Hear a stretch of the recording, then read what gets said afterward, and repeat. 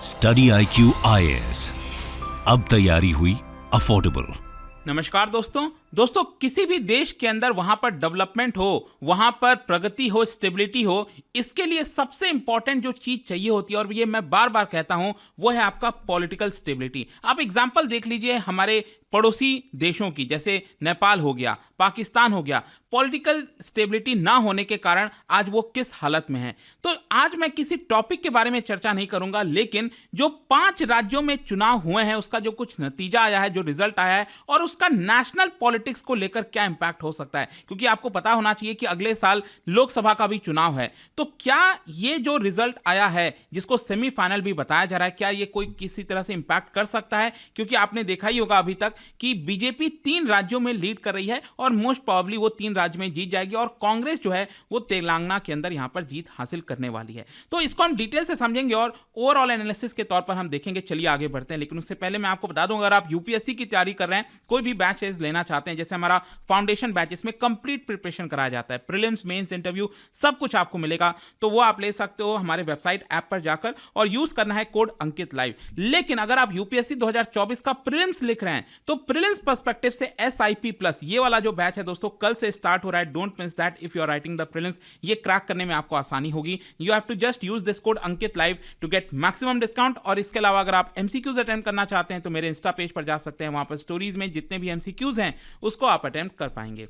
चलिए शुरुआत करते हैं, और सबसे पहले तो ये देखते हैं कि एग्जैक्टली हो क्या रहा है। देखिए, जैसा मैं आपको कह रहा था कि 2023 का असेंबली इलेक्शन, जो कि 5 राज्यों में चुनाव हुआ है, एक है आपका राजस्थान, फिर हो गया मध्य प्रदेश, फिर हो गया छत्तीसगढ़, तेलंगाना, और जो मिजोरम है। ध्यान रखिएगा मिजोरम, क्योंकि कई लोग भूल गए। मैं आपको बता दूं कि मिजोरम का जो रिजल्ट है वो आज नहीं आया है। मिजोरम का रिजल्ट एक दिन के लिए डिले किया गया है, कल इसकी काउंटिंग होगी। तो मिजोरम वाला जो रिजल्ट है वो कल आएगा, लेकिन आज शाम तक, आई थिंक जब तक ये वीडियो आप अपलोड होगा, आप देखोगे, तब तक मोस्ट प्रोबेबली इसका जो रिजल्ट है लगभग तय हो जाएगा। लेकिन कहीं ना कहीं अभी के हिसाब से अगर आप देखोगे, तो बीजेपी 3 राज्यों में अच्छा खासा लीड बना चुकी है। जैसे कि मध्य प्रदेश बहुत भारी बहुमत से, लगभग बताया जा रहा है 2/3 के आसपास, आप देख सकते हैं यहां पर मध्य प्रदेश में बीजेपी को विक्ट्री मिल रही है। क्योंकि आपको यह भी समझना है कि मध्य प्रदेश में पिछले 20 साल से बीजेपी का शासन है, तो एंटी इनकम्बेंसी करके ऐसा दिख नहीं रहा था। लेकिन आप देख सकते हैं 230 सीट्स में से लगभग 160 से ज्यादा सीट्स बीजेपी को मिल रही हैं। और यहां पर राजस्थान की बात करें, जहां पर कांग्रेस की सरकार थी, वो भी अब बीजेपी के पास आ गया है, लगभग 110 सीट से ज्यादा मिलने वाली हैं, कांग्रेस के पास 70 के आसपास। और वहीं छत्तीसगढ़ में सबसे बड़ा उलटफेर यहीं पर बताया जा रहा है, क्योंकि छत्तीसगढ़ में ऐसा माना जा रहा था, और ज्यादातर जो एग्जिट पोल्स वगैरह आपने देखा होगा उसमें आया था कि यहां पर छत्तीसगढ़ में कांग्रेस जो है वो लीड करने वाली है, और उसको मजबूती है एक तरह से, और वो वापस से जीत जाएगी। लेकिन यहां पर अगेन आप देख सकते हो ठीक ठाक अच्छे खासे बहुमत से, क्योंकि सिर्फ 90 सीट्स का वो राज्य है, और 54 सीट्स लगभग बीजेपी को यहां पर मिल रही हैं। अब कांग्रेस के पास क्या है, बेसिकली आप कह सकते हैं कि कांग्रेस के पास तेलंगाना आने की वजह से यहां पर बहुत ज्यादा निराशा नहीं हुई। अदरवाइज आप सोच के देखिए, कांग्रेस ये तीनों राज्य, जो हिंदी हार्टलैंड हम जिसको कहते हैं ना, जो हिंदी बेल्ट वाले जो रीजन्स होते हैं, वहां पर पूरी तरह से यहां पर हार चुकी है। लेकिन तेलंगाना में, क्योंकि वहां पर आपको पता होगा कि BRS, भारत राष्ट्रीय समिति, क्योंकि पहले ये TRS पार्टी थी, तेलंगाना राष्ट्र समिति, ये लोग अपने आप को नेशनलाइज करने की कोशिश कर रहे थे, BRS कर दिया था। लेकिन यहां पर अब आप देख सकते हो तेलंगाना इकलौता राज्य इनके पास था, वो भी अब छिन चुका है, और कांग्रेस को यहां पर 60 से ऊपर सीट्स मिलते हुए देखने को मिल रहा है।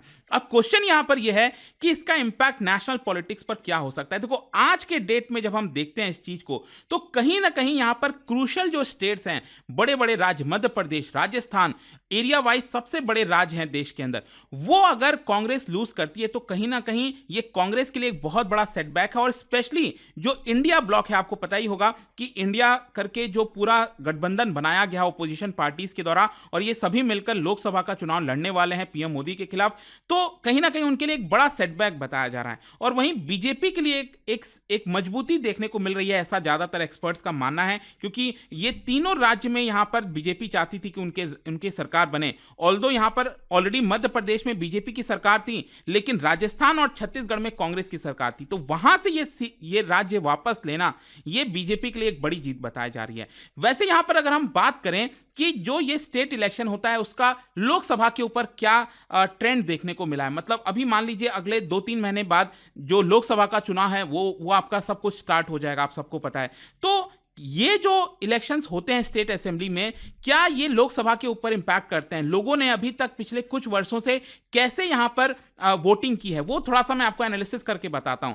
देखो, यहां पर आपको देखने को मिलेगा 2003 से 2003 में जब इन राज्यों में चुनाव हुए थे, एक साल मतलब कि 3-4 महीने पहले 2004 का लोकसभा, और उसके पहले यहां पर क्या हुआ था, तो आप देख सकते हो कि 2014 तक अगर आप देखोगे, यहां तक 2014 तक, तो जो भी यहां पर पार्टी स्टेट में जीती थी उसको लोकसभा में एडवांटेज होता था। जैसे छत्तीसगढ़ में यहां पर बीजेपी, मध्य प्रदेश में बीजेपी, राजस्थान में बीजेपी, ये 2003 की मैं बात कर रहा हूं, और उनको बढ़त हासिल हुई थी लोकसभा में भी। और उसी तरह से मिजोरम में जो मिजो नेशनल फ्रंट है वो जीती थी और उनको भी लोकसभा में मिला था। फिर वही चीज 2008 में देख सकते हो, 2008 में छत्तीसगढ़ और मध्य प्रदेश ये आपका बीजेपी के पास आया था, और 2009 के लोकसभा में भी बीजेपी को यहां पर अच्छा खासा यहां पर सीट्स मिली थी। वहीं राजस्थान, मिजोरम में कांग्रेस जीती थी स्टेट असेंबली, और वहीं लोकसभा के अंदर अगेन यहां पर कांग्रेस को वोट मिला था। सेम उसी प्रकार से 2013-14 में भी आप देख पाओगे, वही ट्रेंड देखने को मिलेगा। लेकिन जो ट्रेंड है वो बदल जाता है 2014 के बाद, जब पीएम मोदी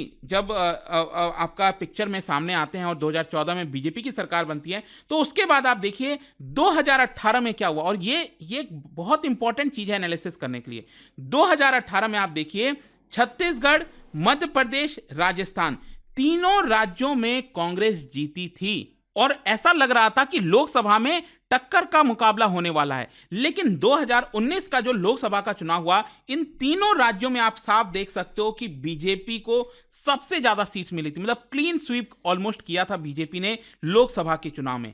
तो मैं बेसिकली आपसे यह कहना चाह रहा हूं कि राज्यों का जो चुनाव होता है वो काफी डिफरेंट होने अब लग गया है। पहले ऐसा होता था कि हाँ, राज्य में जिसको लोग चुन रहे हैं उसी को लोकसभा में भी लोग चुन लेते थे। लेकिन अब कहीं ना कहीं जो पॉलिटिकल समझ है लोगों में वो काफी आ गई है। कहीं ना कहीं लोगों को दिखता है कि राज्य का चुनाव थोड़ा सा अलग होता है, उसके हिसाब से वो वोटिंग करते हैं, और जब नेशनल इलेक्शन आता है, लोकसभा का चुनाव होता है, वो थोड़ा सा अलग तरीके से वोटिंग करते हैं। और 2019 में ये पैटर्न कैसे टूटा ये मैं आपको दिखाता हूं। 2019 का जो पैटर्न था बेसिकली छत्तीसगढ़, मध्य प्रदेश और राजस्थान, इन तीनों राज्यों में अगर आप देखोगे तो 2018 के स्टेट असेंबली में कांग्रेस को 54% सीट्स मिला था। और वहीं अगर आप देखोगे 2019 का लोकसभा का चुनाव, उन तीनों राज्यों के अंदर यहां पर कांग्रेस को सिर्फ 4 से 5% ही सीट मिली थी। ये क्या दिखा रहा है? अगेन यहां पर यह दिखाता है कि लोकसभा में लोग अलग तरीके से वोट किए, और राज्य और जो स्टेट असेंबली हुआ उसमें लोगों ने अलग तरीके से वोट किया। लेकिन अब देखना यह होगा कि इस बार का चुनाव, क्योंकि इस बार के चुनाव में मैंने आपको क्या बताया, छत्तीसगढ़, मध्य प्रदेश, राजस्थान, तीनों राज्य बीजेपी ने जीत लिया है। तो क्या जो लोकसभा का चुनाव होगा इन तीनों राज्यों में क्या बीजेपी को ही लोग चुनेंगे या फिर कांग्रेस को यहां पर कुछ बढ़त हासिल हो पाएगी? ज्यादातर एक्सपर्ट्स का मानना है कि बहुत मुश्किल है, क्योंकि जिस तरह का इस समय वेव एक तरह से देखने को मिल रहा है बीजेपी का और पूरे नदर्न इंडिया में, ये मैं एक्सपर्ट्स की बात कर रहा हूं। और आप क्या सोचते हो इसको लेकर मुझे कमेंट में जरूर बताइएगा। खैर, इसका एक और पहलू मैं आपको बताता हूं। ये जो राज्यों के इलेक्शंस होते हैं, ये आपका नेशनल पॉलिटिक्स पे भले इंडिकेट करे ना करे, अब मतलब लोग सेम पार्टी को वोट करें ना करें, लेकिन अगर कोई राज्य का चुनाव जीतता है उसको बढ़त हासिल होती है राज्यसभा में। जी हां, ये डेफिनेटली राज्यसभा पे इंपैक्ट करता है, क्योंकि आपको मैं बता दूं, इस समय अगर आप राज्यसभा में देखोगे जो 245 सीट्स हैं, इसमें बीजेपी को पूर्ण बहुमत नहीं है। भले ही लोकसभा में अच्छा खासा बहुमत है और बीजेपी जो भी बिल लाती है उसको पास करा सकती है, लेकिन अक्सर आपने देखा होगा, चाहे फार्मर्स बिल की आप बात करिए, उसके पहले लैंड रिफॉर्म वाला बिल आया था 2014 के बाद, तो वो जो भी बहुत बड़े इंपॉर्टेंट मुद्दे होते हैं ना, अक्सर आपने देखा होगा बिल जो है वो राज्यसभा में जाकर अक्सर अटक जाता है, कई बार प्रॉब्लम आती है। ऑल्दो बीजेपी कोशिश करती है कि बाकी के जो अपोजिशन के पार्टीज के लोग हैं उनको साथ में ले लिया जाए और बिल को पास कराया जाए, और वो लोग कई बार करा लेते हैं। लेकिन अगेन आपको समझना है कि अगर बीजेपी चाहती है कि यहां पर राज्यसभा में भी उसके पास पूर्ण बहुमत हो, इसके लिए जरूरी हो जाता है कि राज्यों में उनकी सरकार बने, राज्यों में ज्यादा से ज्यादा एमएलए उनके हो, क्योंकि राज्यसभा में जो भी चुनकर आते हैं वो कहां से आते हैं, वो राज्य के अंदर जो असेंबलीज होती हैं, स्टेट असेंबलीज, वहीं से वही लोग तो चुनकर भेजते हैं राज्यसभा के अंदर। तो यहां पर आप देख सकते हो बीजेपी के पास सिर्फ 94 सीट्स हैं राज्यसभा में, और पूरा एनडीए अगर आप ले लोगे तो भी 109 है, मतलब फुल मेजॉरिटी नहीं है यहां पर गवर्नमेंट के पास राज्यसभा में। तो इसकी वजह से उनको बाकी के पार्टी से मदद लेनी पड़ती है। लेकिन अब हुआ क्या है कि यहां पर स्टेट असेंबलीज में क्योंकि बीजेपी को अच्छा खासा बढ़त हुआ है, तो 2024 के जुलाई अगस्त में 65 राज्यसभा सीट्स पर इलेक्शन होने हैं, और जब वो इलेक्शन होगा तो डेफिनेटली यहां पर आपको बढ़त देखने को मिलेगी। मतलब एनडीए और बीजेपी अपना आंकड़ा बढ़ा सकते हैं, क्योंकि अब राज्यों में उनके पास कई सारे एमएलए चुनकर आए हैं। तो यहां पर यह भी पहलू आपको समझने की जरूरत है। अब देखिए, यहां पर एक चीज हम देखना चाहते हैं कि क्या इंडिया अलायंस के ऊपर कोई इंपैक्ट होने वाला है, क्योंकि जैसे ही ये चीज हो रहा था, सुबह से जैसे रिजल्ट आ रहा था, वैसे ही एक बात सामने आई, कांग्रेस की तरफ से बोला गया कि 6 दिसंबर को दिल्ली में इंडिया ब्लॉक का मीटिंग होने वाला है। अब इंडिया ब्लॉक के अंदर आपने देखा ही है, चाहे आम आदमी पार्टी हो, शरद पवार की पार्टी हो गई, या फिर जितने भी ज्यादातर पार्टी तमिलनाडु से लेकर हर जगह आप देखोगे वो इंडिया ब्लॉक को शामिल कर चुके हैं, लेफ्ट से लेकर राइट, मतलब ज्यादातर पार्टीज आपको देखने को मिलेंगे।